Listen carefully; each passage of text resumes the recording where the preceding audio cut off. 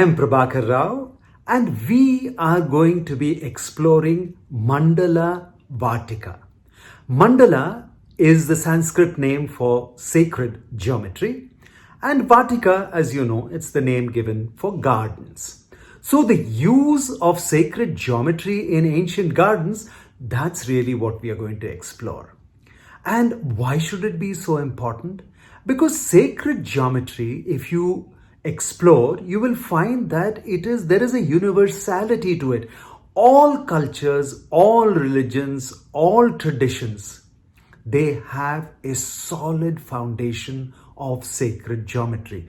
You take the Egyptians, the Sumerians, the Babylonians, the Phoenicians, the American civilizations of Aztecs, Incas, the Mayas, the Far Eastern civilizations with the Zen Buddhist mandalas, and even the more ancient, the Taoism, the Shintoism, you will find that sacred geometry pervades everything.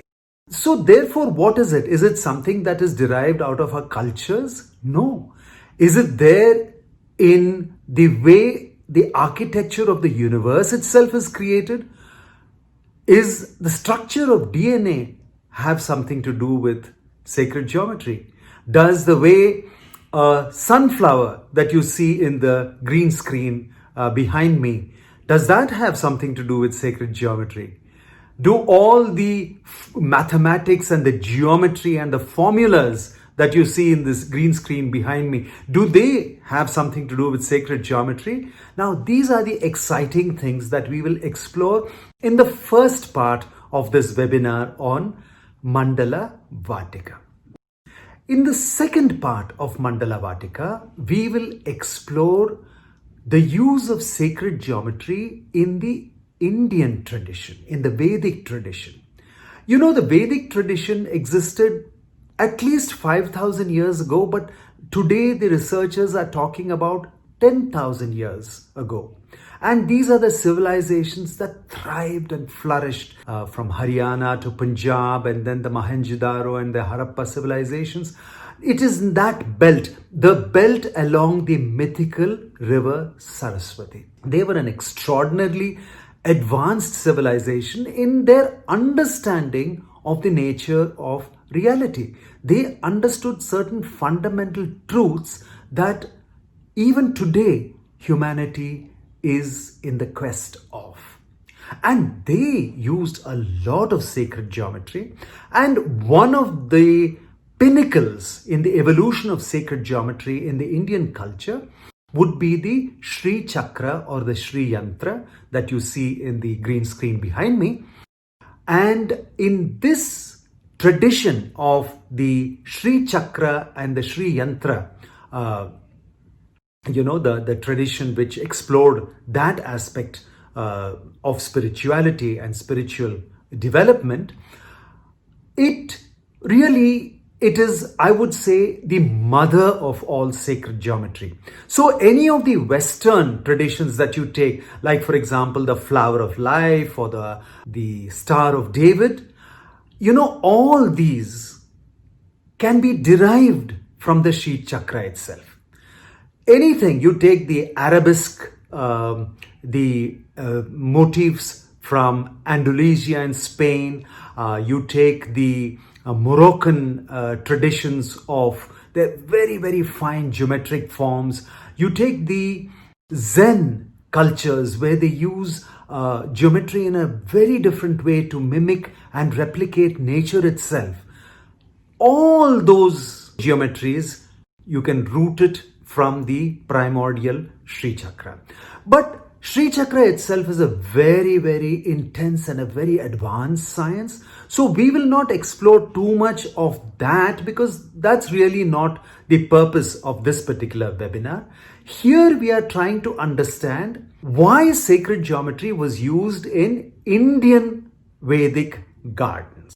This is going to be the focus of the second part of this webinar, which will focus on how plants and trees, each of them have a certain vibration, and that is actually proven by science as well. Today we have so many machines that can actually hear what frequencies the plants are emitting. And to the extent some people say that, the plants will be singing, so you can hear the song of the plants. So you find there is tremendous amount of work that's being done to know that each specific species of plant comes with its own vibration. Now, geometry itself is based on vibrations, and that is the next part. The third part of the webinar will be understanding how science can create patterns. The science is called semantics, and in semantics we explore how sounds like ah, oo, om, him, cream, clean, so, they sound very much like Bij mantras, right? How these sounds can actually create patterns. They generate frequencies which result in patterns appearing from nowhere. That is the science of semantics. So we will explore the science of semantics, where we will actually see how sounds can create geometry. And then by using the geometry, the sounds and the plants, how we can explore deeper levels of consciousness.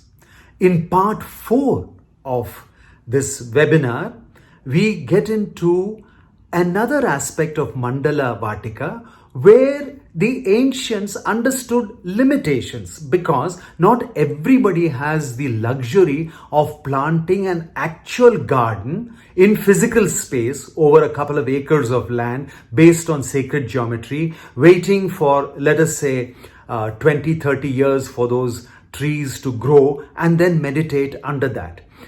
They did that, but they knew that there was a limitation to it, because the whole time and space constraints on that.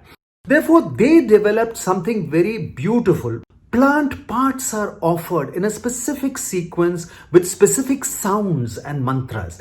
Now, all that creates vibrations which are said to open portals where we can experience the deeper levels of existence, deeper levels of consciousness, and get a peek into the ultimate nature of all reality.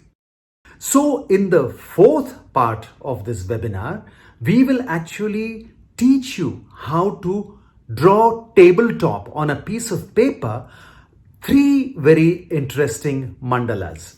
One is the Saptarishi Mandala, which is of course dedicated to the 7 sages who brought wisdom to this world.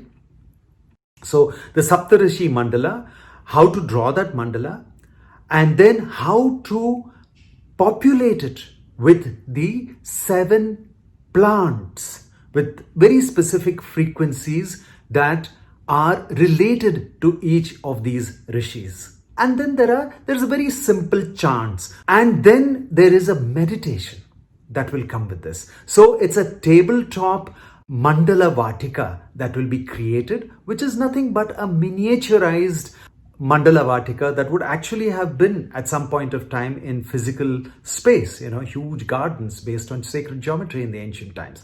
So you will have a tabletop version of that on which you would be able to chant or listen to chants and then go through a set of guided meditations. So in a nutshell, this is what Mandala Vatika is all about. This particular course will be conducted through webinars. We will provide you not just your participation in the webinar, but also we provide you soft copies of way to draw those particular mandalas, the soft copy which has the details of all the plants, how to identify the plant in your garden or outside, what kind of plant part you bring. You will also have video recordings and audio recordings of the chants, and all that will be packaged and given to you so that you can revive this ancient science of Mandala Vatika in the confines of your homes, in the comfort of your homes,